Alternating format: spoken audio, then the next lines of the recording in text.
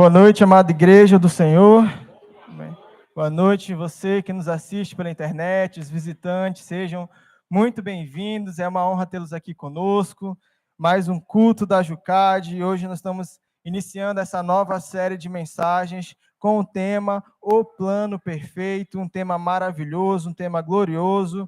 E como é bom adorarmos nosso Deus, como é bom cultuarmos e clamarmos aqui, como estávamos clamando, o nome de Jesus, o nome que tem poder para curar, o nome que tem poder para libertar, o nome que tem poder para fazer tudo aquilo que nós nem pensamos, o nome do Senhor tem poder em nossas vidas. Louvado seja o nome do Senhor. A amada igreja pode abrir comigo em Apocalipse 21, de 1 a 7. Apocalipse 21, de 1 a 7. Peço que o meu pastor possa nos introduzir essa leitura e, em seguida, a oração. Apocalipse 21, de 1 a 7.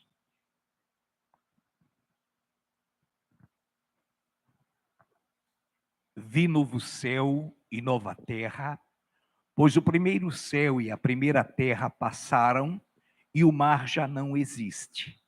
Vi também a cidade santa, a nova Jerusalém, que descia do céu da parte de Deus, ataviada como noiva, adornada para o seu esposo. Então ouvi grande voz, vinda do trono, dizendo: Eis o tabernáculo de Deus com os homens. Deus habitará com eles, eles serão povos de Deus, e Deus mesmo estará com eles. E lhes enxugará dos olhos toda lágrima, e a morte já não existirá, já não haverá luto, nem pranto, nem dor, porque as primeiras coisas passaram. E aquele que está sentado no trono disse: Eis que faço novas todas as coisas. E acrescentou: escreve, porque estas são palavras fiéis e verdadeiras. Disse-me ainda: tudo está feito. Eu sou o Alfa e o Ômega, o princípio e o fim. Eu, a quem tem sede, darei de graça da fonte da água da vida. E nesta noite o vencedor herdará estas coisas, e eu lhe serei Deus, e ele me será filho. Te bendizemos e te cultuamos, Deus vivo, gratos, felizes, pela oportunidade que nos proporcionas de estarmos aqui reunidos, congregados, de termos desenvolvido a oração dos 5 minutos, de termos tido uma linda e tremenda ministração, lindos e tremendos louvores. Pai, agora capacita-nos para que possamos recepcionar a tua palavra, que nos será ministrada agora pelo teu servo, o ministro Ed Filho, já devidamente ungido pelo teu Espírito Santo. E desde já te agradecemos em o nome de Jesus. Amém. Amém. Louvado seja o nome do Senhor. Então, como o nosso pastor acabou de ler, e nós acabamos de ouvir essa passagem tremenda, é uma das minhas favoritas, é Apocalipse 21, esse momento maravilhoso. E este momento, irmãos, este é o destino que todos aqueles que aguardam o Senhor, todos aqueles que amam e temem o Senhor terá. Este é o final deste plano perfeito e maravilhoso. É aquilo que Deus preparou para mim e para a tua vida. É onde nós estaremos com Cristo eternamente, onde nós estaremos com Ele para todo sempre. E aqui tem algumas coisas interessantes desse texto que a gente pode trabalhar rapidamente para que a gente entre na mensagem essa noite, né? Então este é o destino que Deus preparou para aqueles que o amam, aqueles que o temem, aqueles que o servem, que amam ao Senhor Jesus acima de todas as coisas. E uma das frases que eu mais gosto desse texto, ele diz que Deus enxugará as lágrimas do rosto do seu povo. Então, todo o sofrimento, toda a angústia, toda a aflição, toda a perseguição que passamos aqui na terra não se comparam a este momento, não se compara ao momento que Deus tem preparado para nossas vidas. Não há nada que possa superabundar, não há nada que possa se igualar ao sentimento, à expectativa, à vontade e a este momento que nós teremos com o nosso Deus, com o nosso noivo, com Jesus, com o nosso Deus. E, irmãos, alguns pontos interessantes desse texto, que para que nós possamos entender o decorrer dessa mensagem. Esse plano perfeito do Senhor, o plano que Deus preparou, foi para que nós pudéssemos estar com Ele, assim como no início, como foi que nós estávamos no início? A palavra diz lá em Gênesis 3, verso 8, que Deus visitava Adão na viração do dia. Então, no final do plano perfeito, é para que eu e você estejamos novamente próximos com Deus, estejamos novamente junto a Deus, estejamos novamente nos relacionando com Deus. Então, todo o plano que no decorrer dessa série de mensagens, e aqui eu já falo para você não faltar nenhum, porque você vai perceber que uma mensagem vai complementar a outra. A mensagem que eu irei trazer vai complementar, vai ser de fundamental importância para que você entenda a próxima mensagem do próximo pregador que iremos anunciar mais tarde. Então, o plano perfeito de Deus foi para que eu e você pudéssemos ser restaurados, pudéssemos ser ligados novamente ao nosso Deus e pudéssemos ter um relacionamento com Ele. E aqui no início, em Gênesis, Deus visitava Adão e Eva ali no jardim, na viração do dia, mas neste momento aqui a palavra nos diz que nós estaremos com Ele eternamente, para sempre, full time com Ele, o tempo todo com o nosso Deus, trabalhando com Ele, servindo a Ele, adorando a Ele, cultuando a Ele face a face. Então, irmãos, esse é o nosso final, é o meu e o final de cada um que está aqui. Quantos creem, digam amém? Amém. Esse é o nosso final. É o que esse plano perfeito teve como objetivo: alcançar aqueles que estarão aqui neste exato lugar, onde o Senhor enxugará as lágrimas do rosto do seu povo, onde o Senhor abençoará o seu povo, onde o Senhor distribuirá galardões ao seu povo, onde o Senhor nos dará e nos fará participar das bodas do Cordeiro. Amém?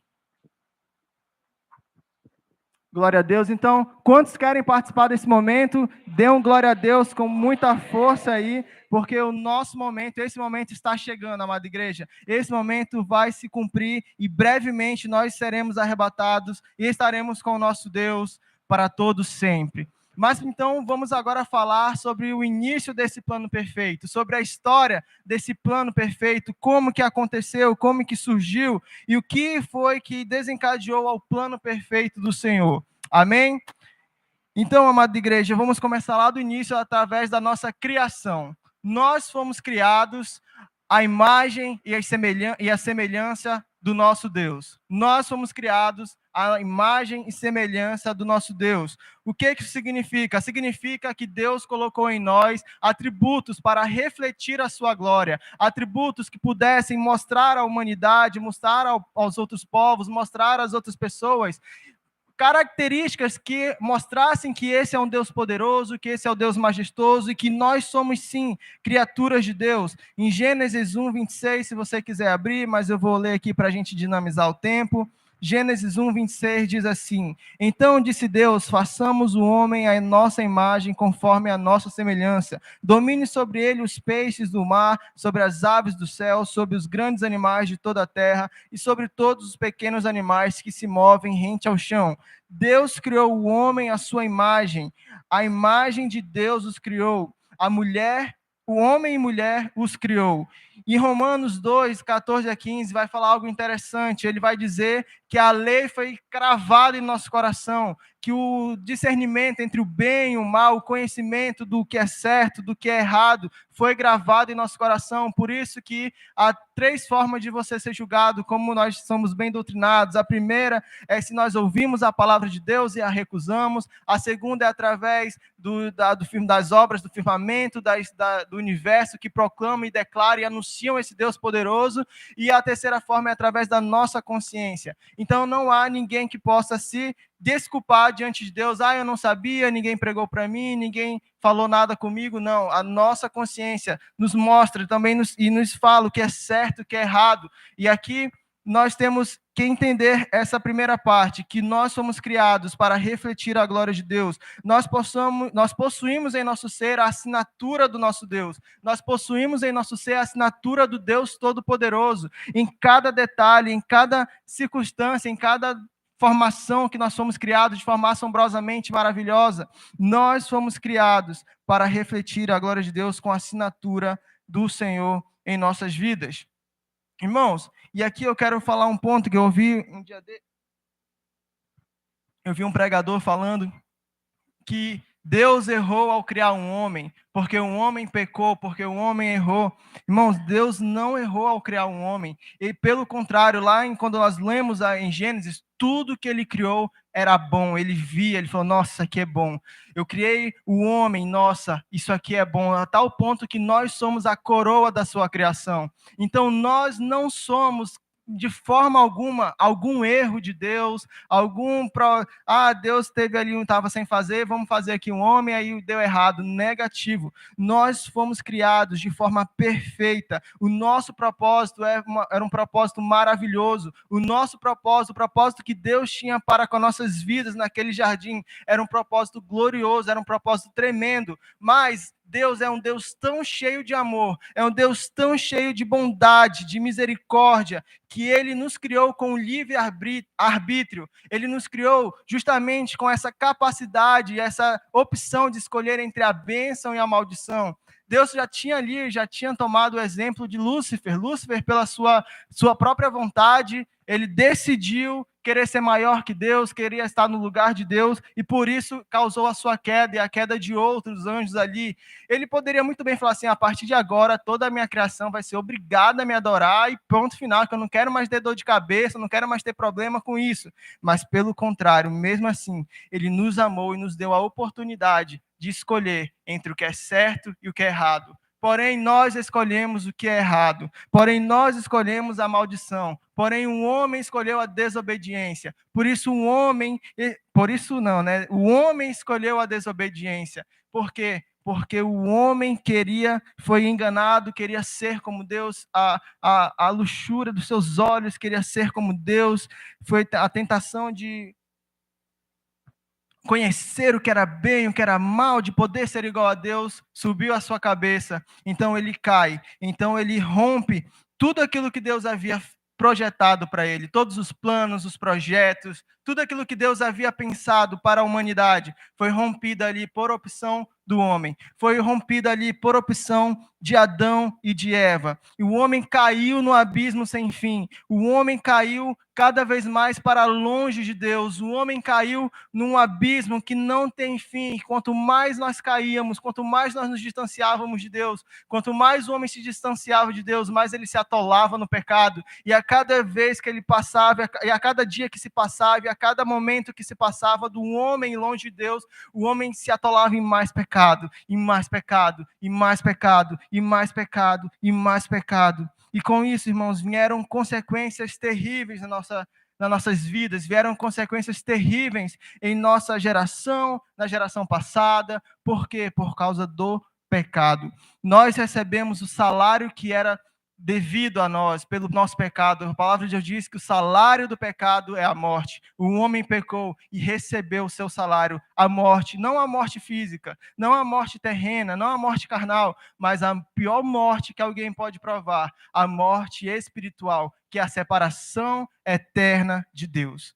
E nesse momento, o homem se encontrava nesse quadro. E nesse momento, o homem se encontra nesse quadro. Todo aquele que não tem o Senhor Deus, todo aquele que não tem o Senhor Jesus, mas vamos chegar até lá, está condenado, está morto, não há vida, não tem uma comunhão com Deus, portanto, ele não há como se salvar.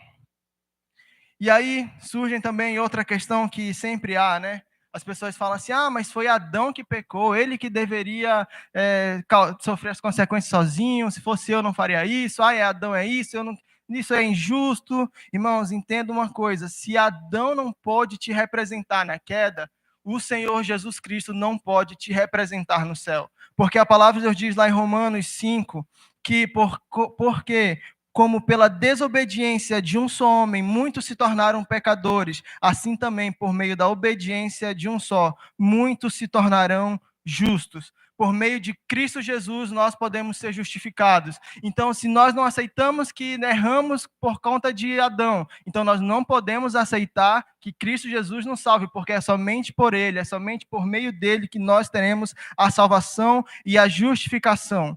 Então, quanto mais longe de Deus, o homem se afundava na maldade, o seu coração ficava mais petrificado, a sua vida ficava mais longe do Senhor, e cada dia mais ele se afundava em pecados terríveis. Ele começou a amar mais os prazeres do que a comunhão com Deus, do que a busca novamente pela restauração da comunhão com Deus. O homem começou a amar o pecado, a se deleitar no pecado. A nossa carne começou a amar as coisas dessa terra. A nossa carne começou a amar a lamaçal do pecado. E esse foi o estado que todos os homens se encontram.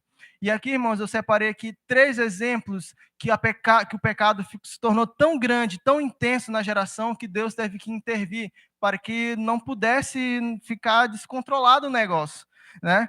Então, o primeiro momento que eu quero destacar aqui, a geração de Noé. Vamos abrir lá em Gênesis 6.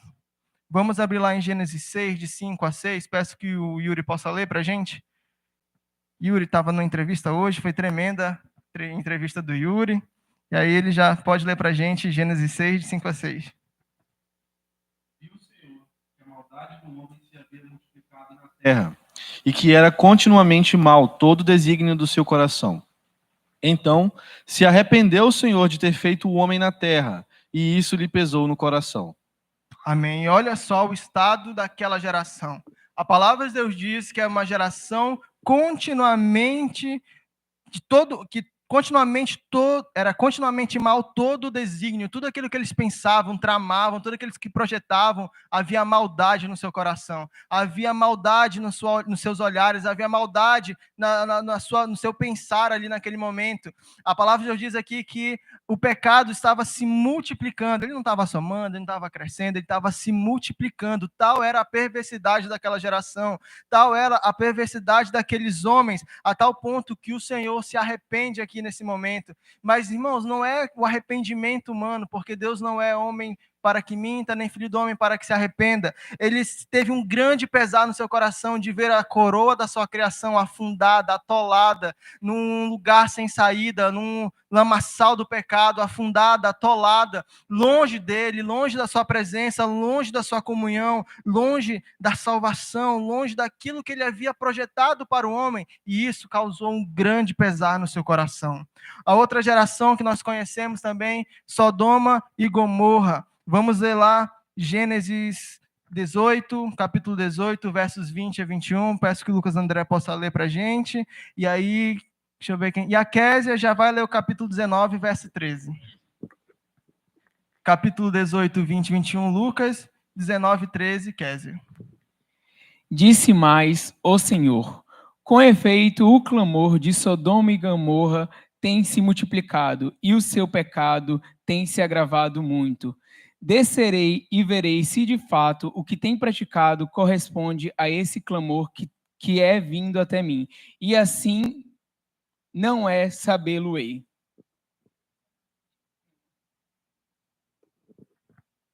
Disse-lhe quanto a isto: eu estou de acordo para não subverter a cidade que acabas de falar. Amém. Glória a Deus. Então, irmãos, foi esse momento aqui, nós conhecemos Sodoma e Gomorra, os homens de Deus chegam ali a Abraão e falam assim: Abraão, vou destruir Sodoma e Gomorra porque o negócio lá está pegando. O pecado daquele povo é um pecado grande, é um pecado intenso. O clamor dos seus pecados está subindo até mim. Eu vou até lá para ver o que está acontecendo e vou intervir isso. E aí ele chega com Ló lá, e Ló lá, né? Ficou engraçado, né? Eles chegam até com Ló, falam: Ló, a gente vai destruir isso aqui, não vai restar nada, não vai restar nada, nem pedra, nada. Então, vamos embora. E naquele momento ali, quando a população soube que aqueles homens estavam na casa de Ló, a população queria abusar daqueles homens. Tal era a perversidade daquele povo, tal era o intento maligno daquele povo. Nós sabemos que Sodoma e Gomorra era uma cidade totalmente promíscua, era uma cidade totalmente voltada para pecado sexual, coisas terríveis ali naquele momento. Aconteciam coisas terríveis naquele lugar, e ali Deus destruiu aquela geração, aquela cidade. Outro exemplo, Torre de Babel, no Gênesis 11, verso 4, diz: vinde, e disseram: vinde, edifiquemos para nós uma cidade e uma torre forte, cujo topo chegue até os céus, e tornemos célebres o nosso nome, para que não sejamos espalhados por toda a terra. Irmãos, aqui é muito interessante, porque aparentemente parece que é uma coisa normal, né? Tranquilo, eles queriam ali fazer uma torre normal, não, mas qual era o mandamento do Senhor para o homem? cresça, multiplique-se, espalhe por toda a terra, povoe em toda a terra. E eles falaram assim, não vamos fazer isso, vamos ficar aqui, vai ser aqui. E eles afrontaram o Senhor, falando assim, não, a gente vai criar uma torre que vai chegar até o céu, e todo mundo verá, e o nosso nome será celebrado, e nós seremos o bambambam, e tudo mais, e quem manda na parada somos nós. E Deus teve que intervir aquele momento, aquele intento maligno daquela geração. E hoje, irmãos, nós estamos vivendo uma geração diferente. Quando nós olhamos os jornais, quando nós olhamos as notícias, quando nós olhamos outros lugares, até mesmo do nosso lado, da nossa casa, nossa vizinhança, nós vemos que nós estamos vivendo uma geração promíscua. Nós vemos que nós estamos vivendo uma geração que afronta o Senhor. Nós vemos uma geração blasfemadora, uma geração arrogante, uma geração que não está nem aí para nada, uma geração que confronta os valores e os princípios de Deus, uma geração que, como foi pregado ontem, elas querem remover os marcos do Senhor, as instruções de Deus para nossas vidas, uma geração que confronta o Senhor a todo instante e os seus valores e princípios. Irmãos, e essa geração está para ser... Deus em brevemente intervirá essa geração. Em brevemente nós veremos o Senhor julgando essa terra. Nós veremos brevemente a palhaçada acabando. Nós veremos que Deus julgará a todos. E essa geração e essa maldade será julgada pelo nosso Deus. Então, cada vez mais nós estamos vendo aquilo que está lá em 2 Timóteo 3, que diz assim, sabe, porém isso, nos últimos dias sobrevirão tempos difíceis, pois os homens serão egoístas, é o que mais nós vemos aí, principalmente, né? Não vou falar não, que o Luciano já falou ontem, então... Vemos pessoas avarentas, jactanciosas, arrogantes, blasfemadores, desobedientes aos pais, ingratos, irreverentes, desafeiçoáveis, implacáveis, caluniadores, sem domínio de si, cruéis, inimigos do bem, traidores, atrevidos, enfatuados, mais amigos do prazeres do que amigos de Deus. Essa é a descrição exata da geração em que nós vivemos. Essa é a geração exata do estado do homem. Essa é a descrição exata do estado do homem. Essa é a descrição exata. Irmãos, e com isso não há dúvida, até mesmo quem é ímpio fala, né? Nossa, esse mundo está perdido, não tem mais solução. Nossa, não tem mais jeito. Nossa, não tem mais para onde fugir. A verdade é que nós sabemos que nós merecemos e merecíamos o inferno. A verdade é que o homem, de fato, merece o inferno. Por quê? Porque ele, todo o tempo, o seu desígnio do seu coração é mau. Todo o tempo, o desígnio do seu coração tende para o pecado. Todo o tempo, o desígnio da sua vida tende a fazer o que é errado, a fazer o que agrada a si e não agrada a Deus, a fazer aquilo que está contrário à palavra de Deus, mas o que está a favor do nosso próprio eu. Glória a Deus, amada igreja. Irmãos, e aqui foi um ponto que o Senhor falou muito comigo, agora sim, depois dessa introdução. E Deus falou comigo, e eu me encho de temor, porque Deus não só preparou esse plano perfeito para salvar a humanidade que estava caída.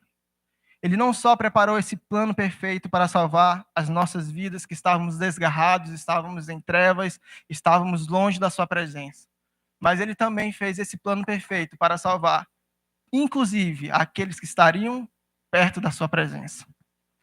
E aqui eu quero trazer mais uma reflexão para a amada igreja do Senhor, para nossas vidas como cristãos. Deus teve um plano para salvar, para nos salvar da religiosidade. Por quê?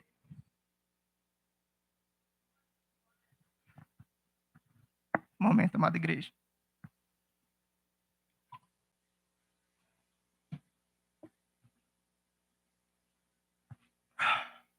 Deus teve um plano para nos salvar da religiosidade.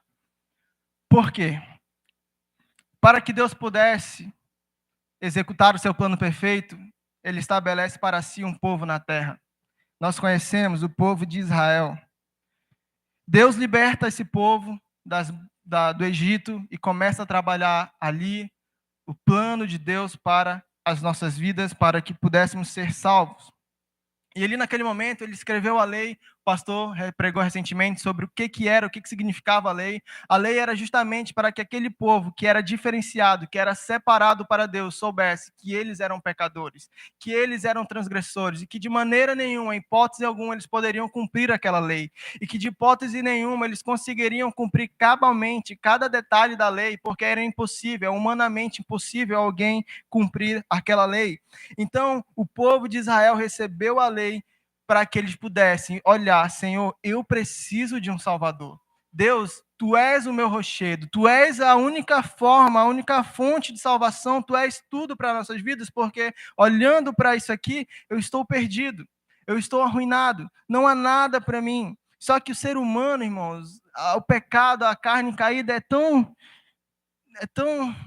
coisado, para não falar a palavra que está na minha mente, que mesmo aquele povo sendo separado para Deus, mesmo o povo de Deus sendo separados para Deus, eles ainda assim escolheram o pecado. Eles ainda assim escolheram pecar. Eles ainda assim escolhiam e caíam diariamente, momentaneamente, no pecado. Vou dar um exemplo para a gente. E quando a gente falar aqui, eu vou falar aqui, fazer uma analogia com as nossas vidas do povo de Israel. Porque quando a gente olha, a gente fala assim, é os outros, é os outros, é os outros. Mas Israel comete e cometeram os mesmos pecados que nós cometemos aqui na casa do Senhor, muitas vezes. A gente olha assim, Israel era ingrato, Israel era aquilo outro. Mas, às vezes, nós aqui somos da mesma forma e erramos e fazemos as mesmas coisas. Então, eu quero citar aqui alguns exemplos para que nós possamos entender por que e como Deus nos salvou. Primeiro, ingratidão, murmuração. Vamos abrir lá em Êxodo 14. Êxodo 14, de 11 a 12. Êxodo 14, de 11 a 12. Louvado seja o nome do Senhor. A amada igreja encontrou? Diz assim: disseram a Moisés: será por não haver sepulcros no Egito que nos tiraste de lá, para que morramos nesse deserto? Por que nos tiraste, cadê? Me perdi. Por que nos trataste assim, fazendo-nos sair do Egito?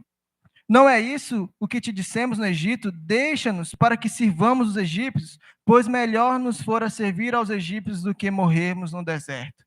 Em Números 11 também, a palavra diz que o povo começou a murmurar com saudade das comidas do Egito. Queriam comer ali a cebolinha, queriam comer... Irmãos, um povo que foi ingrato.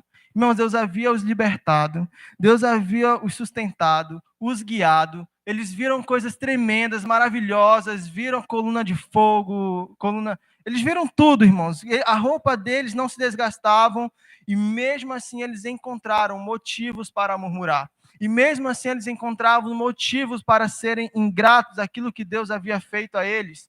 E a grande pergunta que eu faço, e que eu refleti bastante, quando o Senhor falou isso ao meu coração, será que eu não estou sendo ingrato para com meu Deus?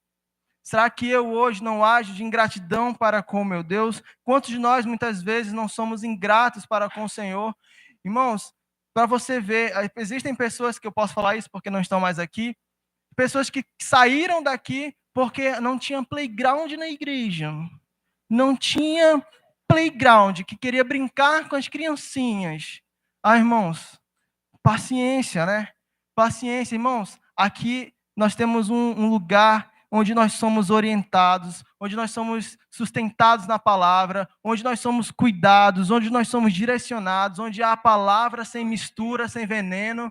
E mesmo assim essas pessoas encontravam motivo para reclamar do lugar que estavam. E hoje não estão no lugar que tem playground, né? Legal, mas zero palavras, zero unção, zero nada. Então, muitas vezes nós somos esse povo de Israel que nós estamos vendo as bênçãos, nós estamos vendo os milagres. Irmãos, nós vemos aqui milagres maravilhosos da Andreane, do pastor, de tantas outras pessoas, e mesmo assim nós encontramos motivos para sermos ingratos para com o nosso Deus. Nós temos saúde, nós temos vida. Mas o meu emprego não me dá muito dinheiro. Irmãos, para você ter um emprego, quantas pessoas queriam ter um emprego e não têm? Ah, mas é isso, meu irmão, você tem saúde, você tem uma igreja que te ama, uma igreja que luta por você, uma igreja que, eu estou precisando de alimento, não tem problema, vá lá na casa da provisão. Ah, estou precisando disso, fale com o pastor, fale com a pastora. Nós temos um lugar maravilhoso e tem pessoas que são ingratas com o lugar que Deus deu para elas. Irmãos, eles tinham acabado de sair do Egito, eles tinham acabado de sair do Egito e já queriam voltar. Irmãos, eles tinham tudo para agradecer ao Senhor. Eles saíram da escravidão, mas mesmo assim eles encontraram motivos para reclamar. Será que nós temos sido ingratos para com o nosso Deus? Será que nós estamos reclamando de barriga cheia? Como está o nosso coração essa noite? Segundo ponto, idolatria. Êxodo 32, 7 a 8. Êxodo 32, 7 a 8, diz assim: Então disse o Senhor a Moisés: Vai, desce, porque o teu povo, que fizeste sair do Egito, se corrompeu, e depressa se desviou do caminho que lhe havia ordenado. Fez para si um bezerro fundido, e adorou, e lhe sacrificou, e diz: São estes, ó Israel, os deuses que te tiraram da terra do Egito. Irmãos, a idolatria, infelizmente, tem devastado a igreja do Senhor nesses últimos dias. Por quê? Porque hoje em dia não é como antigamente, que eles faziam um poste ídolo de ouro, até porque a gente não tem mal dinheiro, né? Quem dirá o ouro, né? Para a gente montar essas coisas. Mas, irmãos, antigamente era assim, tinha madeira, tinha pedra, fazia a escultura. Hoje em dia não, hoje em dia tudo pode ser o ídolo. Hoje em dia, namorada pode ser ídolo. Hoje em dia, esposa pode ser ídolo. Hoje em dia, casamento pode ser ídolo. Hoje em dia, filho pode ser ídolo. Academia pode ser ídolo. Tudo, tudo. Irmão, sabe um ídolo que tem roubado a vida de muitos cristãos? Isso aqui. Celular.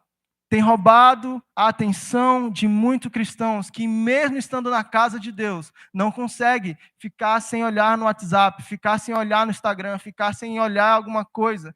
Não consegue. Irmãos, nós temos que entender que o Senhor tem que ser a primazia das nossas vidas. E o que nós temos visto hoje nas igrejas são pessoas que vai para a igreja porque é um clube social, que vai lá, está tranquilo, está de boa, mas o seu coração está longe do Senhor. O seu coração é um coração idólatra, é um coração que está longe da presença do Senhor. Não tem mais o Senhor por elevada estima, não tem mais o Senhor com primeiro amor. Muito pelo contrário, as outras coisas se tornaram prioridades. As outras coisas se tornaram a prioridade em sua vida, o motivo da sua adoração. Pessoas que, em vez de adorar ao Senhor, adoram as bênçãos que Ele pode nos dar. Pessoas que não buscam mais a Deus, mas buscam aquilo que Ele pode dar, aquilo que Ele pode oferecer, aquilo que Ele pode proporcionar. A igreja está cheia de pessoas idólatras nesses últimos dias, que possamos nos avaliar para ver se, de fato, a presença do Senhor, a intimidade com Deus é o que me motiva a estar aqui neste lugar. É o que me motiva a adorá-lo, é o que motiva a estar com Ele todos os dias. Terceiro ponto, a prostituição. Vamos abrir lá em Números 25, de 1 a 2. Números 25, de 1 a 2. Diz assim: Habitando Israel em Sitim, começou o povo a prostituir-se com as filhas dos moabitas. Estas convidaram o povo ao sacrifício dos seus deuses, e o povo comeu e inclinou-se aos deuses delas. Irmãos, infelizmente hoje nós vemos muitos cristãos que têm se prostituído com o mundo. Muitos cristãos que têm se prostituído com o mundo, deixam de fazer o que agrada a Deus para fazer o que desagrada a Deus. Seja no seu trabalho, para você agradar o seu chefe, seja na faculdade, para você ficar de bem com a turminha do fundão, seja na escola, enfim, nós vemos hoje cristãos que trocam, que negociam seus valores e princípios com o mundo. E isso nós não podemos fazer. Isso nós não devemos fazer. Vemos igrejas que hoje começam a pregar visões antibíblicas, que estão com a Bíblia aberta, mas falando um monte de asneira, rasgando. É melhor rasgar, que seria menos impactante eles rasgar assim na frente de todo mundo, do que falar o que eles falam. Pessoas que estão cada vez mais olhando e se prostituindo com o que o mundo tem a dar. Faça como Daniel essa noite, irmãos. decida firmemente no seu coração não se contaminar. Por quê, irmãos? Porque são os últimos dias. As propostas irão vir. Os desafios, as propostas, quem estava aqui na última série de mensagens sobre tentação, sabe, vai chegar. Nós devemos, cada dia mais, irmãos, negligenciar e negar essas coisas e se aproximar de Deus. Então, nós vemos cristãos que se vendem ao luxo, ao visual, a tantas outras coisas que não possuem valor, mas a palavra de Deus é deixada de lado. Que jamais isso possa acontecer com nossas vidas, mas que possamos nos analisar hoje e estarmos íntegros e retos diante de Deus, porque nós temos visto que isso tem acontecido dentro das igrejas, e o pior, às vezes, esse tipo de pessoas que cometem essa prostituição estão dentro de uma igreja que é fiel a Deus, que prega a palavra como ela é, mas quando sai da porta da igreja, meu Deus, até o capeta não reconhece, irmãos. De verdade, nós temos que tomar cuidado, irmãos, para que não caiamos nisso. E o sexto ponto foi um ponto que nós temos visto todos os dias nas igrejas, que é o comodismo ou a falsa visão de si. Chegou um tempo em Israel em que eles começavam a fazer os seus sacrifícios como se fosse um ritual mesmo ali. Pegava, pequei, beleza, pequei, taca aí, mata o animal, beleza, vai. Então, a tal ponto que lá em Isaías 29, 13 diz, vocês me honram com seu coração, com seus lábios, vocês me honram com a sua boca, mas o seu coração está longe de mim. Mas o seu coração está longe de mim. Em 1 Samuel 15, 22, acaso o Senhor tem tanto prazer em holocaustos e em sacrifícios, quanto em que se obedeça a sua palavra? Irmãos, nós hoje vemos a mesma coisa acontecendo. Um povo acomodado com a presença de Deus. Um povo que se acostumou com a presença de Deus. Que está aqui neste lugar, mas o seu pensamento está voando. Está pensando na morte da bezerra, está pensando no, sei lá, enfim, no BBB, nem sei se ainda tem. Mas as pessoas começaram a se acostumar com a presença de Deus. Aquele povo já não ia fazer o sacrifício, falando assim, Senhor, misericórdia, eu pequei, eu transgredi a tua lei, eu necessito de perdão, eu necessito de salvação. Não, para eles era um momento ritual. E quantas pessoas hoje não vêm para a igreja porque, hoje é sábado, tem que estar lá na igreja. Hoje é domingo, tem que estar na igreja.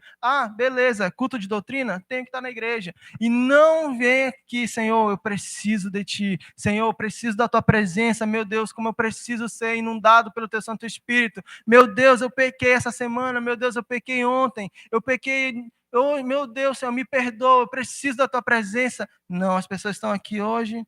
Aí o Lucas André pegou muito bem recentemente. Aí o ministro está aqui cantando. Aí o irmão erra uma nota.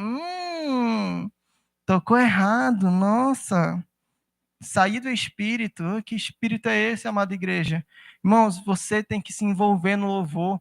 Eu sempre falo que nós devemos cantar a Deus de todo o nosso coração, como se Ele estivesse aqui, a gente estivesse olhando para Ele, porque Ele está neste lugar. Ele está neste lugar, mas as pessoas têm se acostumado com a sua presença. As pessoas não estão mais aqui com um olhar assim, Senhor, eu estou com sede de Ti. Senhor, eu preciso de uma bênção. Senhor, eu preciso de uma palavra. Senhor, eu preciso de ser mudado. Senhor, eu não estou legal não, estou meio doido aqui nessa área. Eu preciso que o Senhor me ajude nessa área. Me levanta, Senhor, eu estou precisando disso. Senhor, eu preciso de Ti. Não, hoje em dia o comodismo ficou normal. Vou para a igreja, chego, saio, legal, gostei da palavra, não gostei, está tranquilo, não gostei. Que jamais possamos ser assim, irmãos. Que jamais tenhamos esse sentimento de comodismo e a falsa visão de si. Porque para eles achavam que eles estavam lá arrasando. Nós somos os descendentes de Abraão. Nós somos o povo escolhido do Senhor. Nós somos isso e nós somos aquilo. Mas o Senhor olhava para o seu coração e falava assim, seu coração está longe de mim. Irmãos, quantos cristãos hoje na igreja que estão frios? Quantos cristãos hoje na igreja que estão mornos? Quantos cristãos hoje estão na igreja? Pode ser aqui, pode ser pela internet, que o seu coração está distante do Senhor. Que o seu coração está longe de Deus. Quantos cristãos, quantas vezes, irmãos, isso é uma batalha que nós temos que lutar diariamente. Quantas vezes eu não vim para a igreja, falando por mim mesmo, porque eu estou escalado no Ministério de Louvor, então eu tinha que vir tocar. Mas aí o Senhor falava assim, e aí, filho, qual é o BO? O que está acontecendo? O que está acontecendo? E eu falava, é verdade, Senhor, eu não posso estar aqui porque eu tenho um ministério, eu não posso estar aqui porque eu tenho que bater ponto, eu não posso estar aqui por nada disso, eu tenho que estar aqui pela tua presença. A mentalidade que eu tenho que ter é, Senhor, hoje eu vou para a tua casa, meu Pai. Fala comigo, Senhor. Eu preciso ouvir tua voz, eu necessito de ti, Senhor. Que em nome de Jesus não possamos ser acomodados e nem ter uma falsa visão de nós. Ah, porque eu sou um pregador, então eu estou aqui, meu Deus do céu. Eu que tenho que ainda misericórdia da minha vida. Eu que tenho que ter cada vez mais intimidade com o Senhor Jesus. Então que possamos cada vez mais entender que o Senhor Jesus veio para salvar as nossas vidas, que estávamos aqui como seu povo, como povo de Deus, porque muitas vezes aqueles, eu sou povo de Deus, aí a pessoa já se alegra, já se anima, mas o seu coração, as suas atitudes estão longe dele. Então, ele veio para nos resgatar, ele veio para nos restituir, ele veio para nos salvar. O seu plano perfeito foi para que nós pudéssemos ter uma vida de salvação realmente, de relacionamento com ele. Dá vontade de falar sobre o próximo tema, mas o Ministério de Louvor já pode subir. A reflexão que eu quero fazer para nossas vidas hoje, porque muitas vezes a gente fica olhando para o de fora, Deus veio salvar os pecadores, mas ele veio nos salvar, irmãos, como o seu povo, como o povo de Deus, para que não caiamos nesses erros, para que não caiamos nessas ciladas, para que não caiamos nesses erros de ser idólatras, de estarmos dentro da igreja como acomodados, de estarmos dentro da igreja com o coração longe do Senhor. Ele veio para que nós pudéssemos diariamente ter um relacionamento com Ele e para que pudéssemos ser transformados, para que pudéssemos ser restaurados. Então, irmãos, Ele nos ama, Ele está cheio de amor, Ele está aqui hoje para nos restaurar, para nos limpar, para nos purificar, para nos encher com o Seu Espírito Santo, para que possamos um dia, e esse dia vai chegar breve, breve, breve, como lemos lá em Apocalipse 21, vir então um novo céu e nova terra, e todas essas coisas, e toda essa vida, e todos esses problemas, e todo esse mundo já não existe mais. Passaram, e nós estaremos com Ele para todo sempre. Este é o final, o meu e o seu final. Este é aquilo que Deus preparou para mim e para a tua vida, para que nenhum se perca. Essa mensagem é para que nós possamos entender que o plano de Deus é que estejamos juntos com Ele eternamente naquele dia. Então, se você hoje tem algum desses resquícios, Senhor, eu estou frio espiritualmente, Senhor, eu estou idolatrando, o celular está no lugar de Deus, eu estou querendo algo que está no lugar de Deus, que você possa refletir e falar assim, não, Senhor, hoje eu tomo uma postura, eu quero voltar ao primeiro amor, eu quero voltar, Senhor, eu quero voltar para a tua casa, estar cheio da tua presença, eu quero o teu Espírito Santo mais do que tudo, eu quero a tua presença mais do que tudo, eu quero, Senhor, restaurar aquele relacionamento que foi perdido, Senhor. Em nome de Jesus, essa foi a palavra que o Senhor colocou em meu coração. Passa a palavra, ministra Tiele.